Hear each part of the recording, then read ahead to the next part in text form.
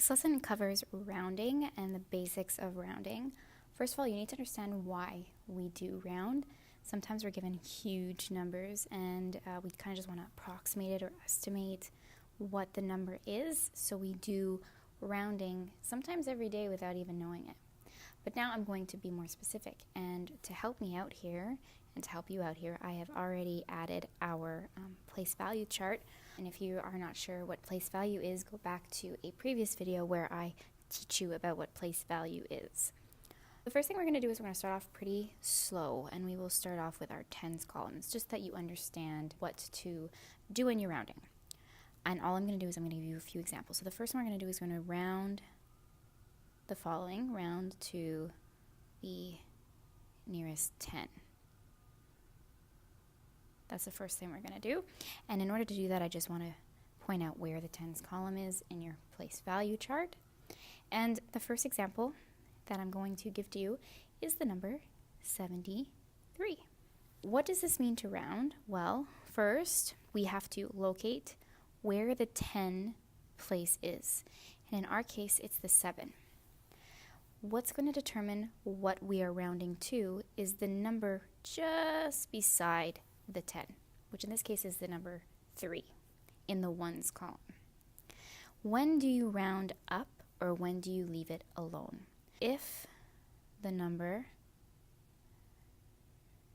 beside, which in this case is the 3, is between 0 and 4, stays the same. That's the first thing. If it's between 5 and 9, you round up to the next number. So knowing these facts, let's talk about this 3. It's between 0 and 4, therefore the 7 is going to stay the same, and we're going to change the 3 into a 0. And we have just officially rounded this to the nearest 10. So knowing all of these facts and doing this first example, we're going to go straight ahead and do several more examples together. The next number that I'm going to give you is 78. And again, we're still rounding to the nearest 10. We're rounding 10. So again, what number is in the tens? The 7 is. What number comes beside it? An 8. The 8 is between 5 and 9, so we're going to round up the 7 to 8, and this becomes a 0. So the nearest 10 to 78 is 80.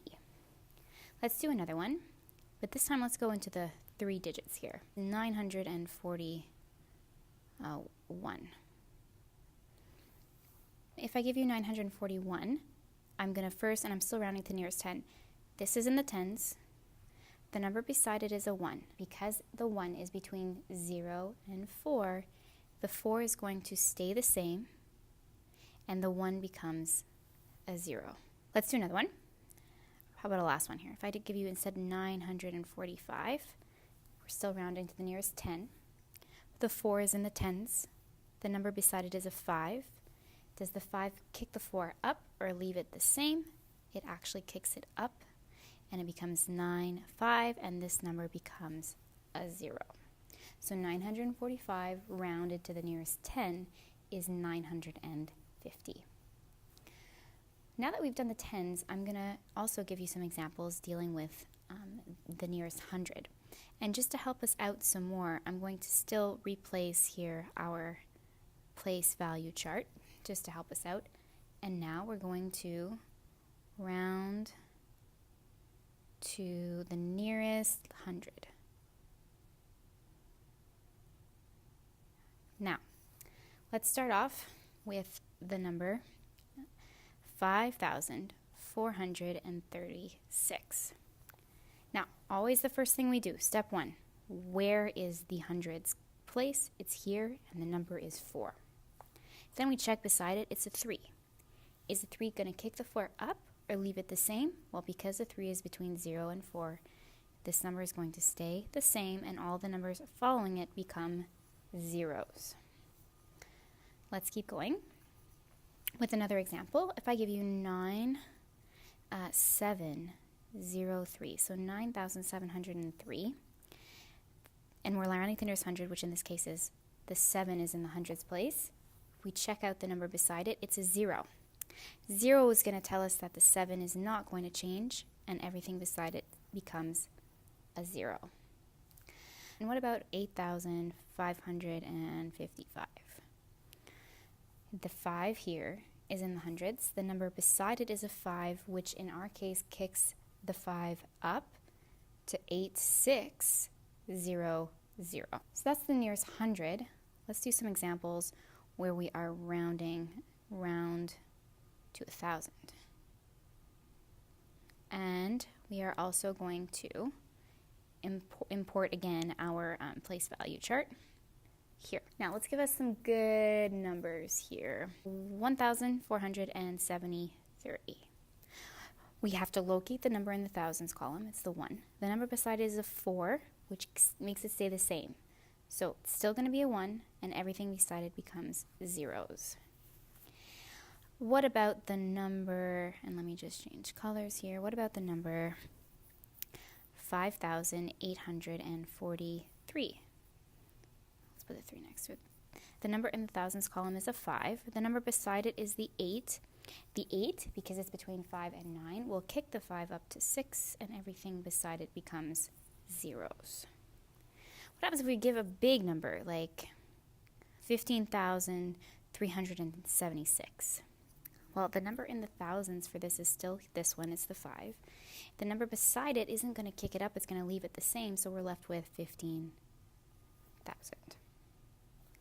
Now let's talk about the decimals for a second here. I'm going to place my place value chart again, and we're going to talk about tenths, rounding to the nearest tenths. It's the same thing, except we're on the other side of the decimal. Just to get us started, I'm going to give you the number 4.17. We're going to look at the 1 since it is in the tenths column, and the next step is to look at the number beside it, which is a 7.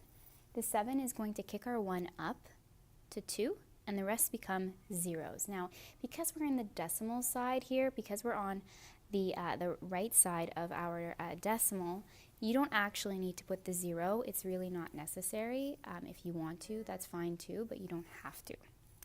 How about another example? 39.439. This 4 is in the tenths column. This is the number beside it, and the 3 doesn't really do much. It leaves it alone. It stays the same. So 39.400. When it stays the same, we call it rounding down.